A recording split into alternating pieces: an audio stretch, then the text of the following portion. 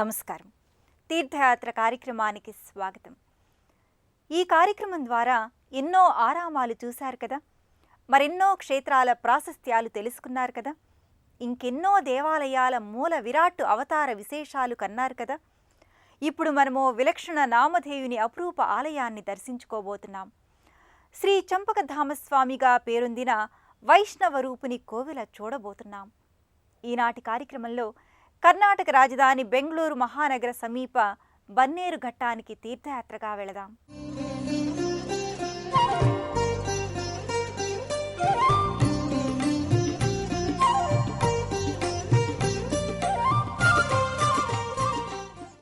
అఖిలాండకోటి బ్రహ్మాండ నాయకుడైన ఈ పురుషోత్తముడు అనేక రూపాలను నామాలను దాల్చిన శ్రీ మహావిష్ణువని విష్ణు సహస్రనామ స్తోత్రాలను బట్టి అర్థమవుతుంది. యుగానికో అవతారమెత్తిన మహితాత్ముడు కనుక అవతారానికో పేరుంటుంది. కలియుగంలో శ్రీ మహావిష్ణువు దాల్చిన అవతారం కలియుగ వెంకటేశ్వరుడు. సంపెంగ పూలున్న తావుల్లో ఎంచక్కా వెలసి చంపకధాముడయ్యాడు. తిరుమల తిరుపతి కొండ ఒకప్పుడు సంపెంగ చెట్టున్న చంపకవనం. అందుకే ఈ క్షేత్రాన ఉన్న ద్వారాలలో ఒక ద్వారాన్ని చంపకద్వారం, సంపెంగ ద్వారమని వ్యవహరిస్తారు. అదే తీరులో కన్నడిగుల నేలపై చంపకారణ్యం విస్తారంగా ఉంది. బెంగళూరుకి సమీపాన బన్నేరు ఘట్ట ప్రాంతంలో సంపెంగ వనాన ఓ కొండపై భూదేవి, శ్రీదేవి సహితంగా ఈ స్వామి వెలసి ఉన్నాడు. కన్నడ రాజ్య పర్యాటక శాఖ వారు కూడా ఇది ప్రసిద్ధ ప్రాంతమని, చోళుల కాలం నాటి నుంచి ఇది ఉందని చెబుతున్నారు. ఈ స్వామి తన ఇరు దేవేరులతో ఓ మకర తోరణం కింద పరివేష్టితుడై చక్కటి దర్శనాన్ననుగ్రహిస్తున్నాడు. తిరువేంగళరాయుని వలె కటివరద హస్తాలతో ఇరుసతుల మధ్య నిలుచొని ఉన్న ఆ స్వామి కిరీటధారుడై పుష్పమాలలు, గజమాలలతో గర్భాలయమూర్తులు పరమవైభవంగా వెలుగొందుతున్నాయి. చతుర్భుజుడై శంఖచక్రాలు ధరించిన చంపకధాముడు కృష్ణశిలా శిల్పితమై ఉన్నాడు. కలియుగాన శ్రీ వెంకటేశ్వరుడిగా వెలిసిన మహావిష్ణువు లీలాంతరంగుడు. తన దేవేరి శ్రీలక్ష్మిని వెతుక్కుంటూ వచ్చి భూలోకవాసుడై సప్తగిరి నిలయుడై వెలుగొందిన అఖిలాండ కోటి బ్రహ్మాండ నాయకుడు. ఆ పరంధాముని మహాత్మ్యాలు అన్నీ ఇన్నీ కావు. కన్నడిగుల నేలపై చంపకధామునిగా అవతరించుటలో ఏ వృత్తాంతం దాగి ఉన్నదో, ఈ బన్నేరుగట్ట కొండల మాటున ఏ గాథ నిక్షిప్తమై ఉందో చూద్దాం. ఏ స్థల పురాణం ఈ ఆలయ ఆవిర్భావానికి కారణమైందో తెలుసుకుందాం. ఆ ఏడుకొండలవాడు ఈ కొండపై అలరించిన ఆరామ వైభవాన్ని కనులారా గాంచుదాం. మరకత మాలికలు, మణికుట్టిమాలు, బంగారు కడతలు, రత్నస్తంభాలు, వైఢూర్యాల గడపలు, ఇంద్రనీల తోరణాలు, పగడాల గూళ్ళు, పచ్చల కిటికీలు, మణిమయాసనాలెన్ని ఉన్నా సార్వభౌములకైన దిక్కు మొక్కు ఏడుకొండలే, ఆ ఏడుకొండల నిలయుడే. ఆ సప్తగిరీశుడు చంపకధాముడిగా వెలవడం ఓ పురాణ వైచిత్రియే. ఆ పరంధాముని లీలా విన్యాసమే. శ్లోకంలో చెప్పిన జాబితాకేం తక్కువ కాదన్నంత సంపదల మధ్య విలాసమాడే జనమేజయ మహారాజు శాపవశానో కర్మానుసారమో కుష్ఠవ్యాధిగ్రస్తుడై అలమటించాడు. ఓ శునకం ఆ చంపకారణ్య ప్రవాహి అయిన సువర్ణముఖీ నదిలో ఈదులాడి అలాగే వచ్చేసి కుష్ఠవ్యాధితో కునారిల్లు జనమేజయుని చెంతకొచ్చి తన అలవాటు కొద్దీ శరీరాన్ని విదిలించుకుందట. అప్పుడా శునకం ఒంటిపైనున్న సువర్ణముఖి నదీ జలాల తుంపర్లు ఆయనపై పడిన చోట్ల వ్యాధి నయమైపోయిందట. అది గమనించిన జనమేజయుడు వెనువెంటనే ఆ సువర్ణముఖి నదీ స్నానమాచరించి వ్యాధిని నివారించుకున్నాడట.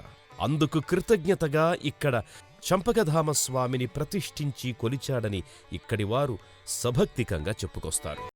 ఒక్కో దేవుడు ఒక్కో రీతి సేవలకు సంతుష్టులవుతారని విప్రులు చెబుతారు. ఒక వేలుపు ఎంత అభిషేకం చేస్తే అంత ఆనందిస్తాడు.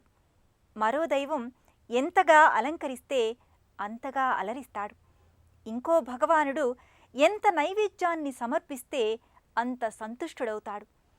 అలంకార ప్రియుడు, అర్చనాది కైంకర్యాభిలాషుడు అయిన వైష్ణవరూప శ్రీ చంపకధామస్వామికి భక్తులు చేసే పరిపరి విధముల పూజా విశేషాలను మనమక్కడికి వెళ్ళలేకపోయినా ఆ ఆలయ వైభోగాన్ని ఈ కార్యక్రమం ద్వారా చూసి పుణ్యప్రాప్తిని కొంతైనా పొందుదాం. గర్భాలయంలో కొలువుదీరిన ఆ ముమ్మూర్తులను ఎంతో వైభవంగా అలంకరిస్తారు. చంపకారణ్య నిలయులైన ఆ దేవదేవుళ్లకు పలు సేవలు గావిస్తారు. బన్నేరుఘట్ట అచలావాసులైన శ్రీదేవి భూదేవి సహిత చంపకధాముడు అభిషేక నీరాజనాలయ్యాక మొక్కరో మోహనమూర్తికి అన్న కవివాక్యాలకు దీటుగా అలంకృతమవుతారు. వెండి కవచాలు, పట్టువస్త్రాలు అయ్యవారికి అలంకారాలు కాగా ఒక అమ్మవారు పట్టువస్త్రధారణలతో వెలుగొందుతున్నారు. ఏ దశ చూసినా ఆదిమూర్తి ఇతడే, పొడుగులకు పొడుగైన పురుషోత్తముడి ఇతడే, నానాదేవతల నారాయణుడు ఇతడే అనిపించేంతగా లోకైక సౌందర్యమంతా కలబోసుకున్నట్లు స్వామివారు, అతని ఇద్దరు సతీమణులు అలంకృతమవుతారు. సువాసనలు వెదజల్లు సంపెంగలు అనగా చంపకపుష్ప నామధేయుడై శ్రీ చంపకధామ స్వామి భక్త విధేయుల పూజలందుకుంటున్నాడు. గర్భాలయ ద్వారానికి పైన తామ్రలోహపు రేకులపై మలచిన చిత్తరువులు, పలు లతలు గర్భాలయానికెంతో అందాన్నిస్తున్నాయి. యథాప్రకారం వైష్ణవ ద్వారపాలకులు చతుర్భుజులై ఉండగా వారి చెంతనే విష్ణారాధనలో ఆంజనేయ స్వామి ఒకవైపు, గరుడస్వామి మరోవైపు ముకుళిత హస్తులై ఉన్నారు. తిరుమల తిరుపతి ఆలయంలోని బంగారు లోగిలిలా వెలుగొందే ఆ గర్భాలయం గుమ్మం పైభాగాన తిరునామాలు, శంఖుచక్రాలు స్వర్ణవర్ణంలో మెరిసిపోతున్నాయి. గర్భాలయ ముఖమంటపంలో ఏకశిలా రాతి స్తంభాలు ఈ ఆలయ పురాతత్వానికి 100కి 100 పాళ్ళు నిదర్శనాలుగా భాసిల్లుతున్నాయి.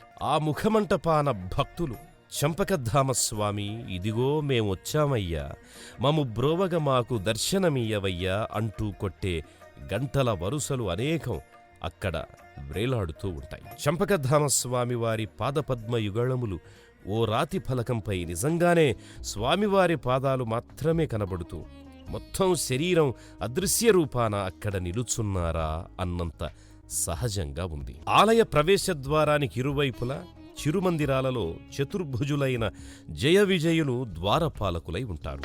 ఆలయ ప్రవేశ మెట్ల మార్గాన్ని చూస్తే ఈ ఆలయాన్ని పునర్నిర్మాణం గావించినప్పటికీ ఆలయ పురాతనత్వం ఏమాత్రం మరుగవ్వనివ్వని పనితనాన్ని మెచ్చుకోకుండా ఉండలేం. పవిత్రానుభూతిని కలిగించే విధంగా మరిన ఆ మెట్లు కూడా పూజనీయమైన మహిళా భక్తులద్దిన పసుపు కుంకుమ బొట్లతో అలంకృతమై ఉన్నాయి. ఆలయం లోపలి ప్రాంగణంలో నిలబడి చూస్తే చంపకధాముని శ్రీమహాలక్ష్మి ఆలయాల ప్రాకార మంటపాలలో విగ్రహ సముదాయాలు కొలువుదీరి ఉన్నాయి. అవి శ్రీనివాసుని కళ్యాణ పురాణ గాథనంతా, అమ్మవారి ఆవిర్భావ ఘట్టాలను శిల్పభాషలో వివరించినట్లుంటాయి. ఆలయ ప్రాంగణ శోభ యావత్తూ ఒకెత్తైతే ఈ ఆలయ మహారాజగోపురం మరొక ఎత్తు. 108 అడుగుల ఎత్తున 9 కలశాలతో 7 అంతరువులతో మహోన్నతంగా నిలబడి ఉంటుంది ఈ రాజగోపురం. ఈ గాలిగోపురం పైన దశావతారమూర్తులు, 9 విధ నారసింహ ప్రతిరూపాలు ఉన్నాయి. నలుమూలలా భారవాహులు పూనుకొని మోస్తున్న ఈ మహారాజగోపురం ఎంతో వర్ణ సాముదాయకమై నేత్రపర్వంగా కనిపిస్తుంది. దగ్గర్లోనే ప్రకృతి సహజ సిద్ధమైన చంపకారణ్య వనసీమ మధ్యమమున సువర్ణముఖి శివక్షేత్రం అలరారుతూ ఉంటుంది. ప్రకృతియే ఆరాధిస్తోన్న ఆయా మందిరాల ముంగిట ఓ పురాతన కోనేరు, దాని ఒడ్డున ఆంజనేయ శివలింగాకృతులు, అంబా భవానీ మందిరం, శ్రీ భవానీ శంకర మందిరాలు ఉన్నాయి. త్రిమూర్తుల విధి నిర్వహణలో సృష్టికర్త బ్రహ్మకు జ్ఞానదాయిని సరస్వతి, స్థితిమయుడు విష్ణువుకి సంపదల తల్లి లక్ష్మి, లయకారుడు శివునికి శక్తి స్వరూపిణి పార్వతి తోడుగా ఉన్నారు. అందుకేనేమో శ్రీమన్ మహాలక్ష్మి తన స్వామిని ఉడివక యుగ యుగాన ఏ అవతారమెత్తినా తన స్వామి దేవేరిగానే ఆయన చెంతనే ఉంటూ వచ్చింది. ఈ చంపకధాముని ధామంలోనూ చక్కని కోవిలలో కొలువుదీరి భక్తుల నీరాజనాలందుకుంటోంది. అష్టోత్తర శతనామావళిలో ప్రార్థించే అమ్మ శ్రీమహాలక్ష్మి రూపంగా వెంకటేశ్వరుని చెంత పద్మావతిగా దర్శించుకుంటాం. యాదేవి సర్వభూతేషు లక్ష్మీరూపేణ సంస్థితాః అని ప్రస్తుతించుకునే ఆయమ్మ మంగళసూత్రాలతో సుమంగళిగా మంగళప్రదంగా కొలువుదీరింది. ఏడాది పొడవునా వచ్చే ఉత్సవాలలో ఈ ఆలయ దేవుళ్లను ఊరేగించే ఉత్సవ వాహనాలు శ్రీ మహాలక్ష్మి ఆలయ ముఖమంటపంలో దర్శనార్థమై ఉన్నాయి. గోవింద గోవింద నామోచ్చారణలతో జరిగే రథయాత్ర బెంగళూరు పట్టణానికే ఓ విశిష్ట యాత్రగా బన్నేరుఘట్ట చంపకధాముని రథయాత్ర అని పలువురిచే కొనియాడబడుతోంది. గోవింద గోహోవింద చంపకధామ గోవింద అంటూ కైమోడ్పులర్పించి ఇటువంటి మహా ఆలయాల దర్శన ప్రాప్తిని మళ్లీ మళ్లీ వసంగమని వేడుకుని నిష్క్రమిస్తారు. ఉద్యానవన నగరమైన బెంగుళూరు సమీపాన సంపింగవన ప్రియుడైన ఆ చంపకధాముని విశిష్ట మందిరాన్ని దర్శించుకోగలగడం మన పూర్వజన్మ సుకృతంగా భావిద్దాం. ఆ ఆలయంలో దర్శనమిచ్చిన దేవుళ్లందరి ఆశీస్సులు మనందరికీ ఉండాలని ఆర్తిగా నివేదించుకుందాం.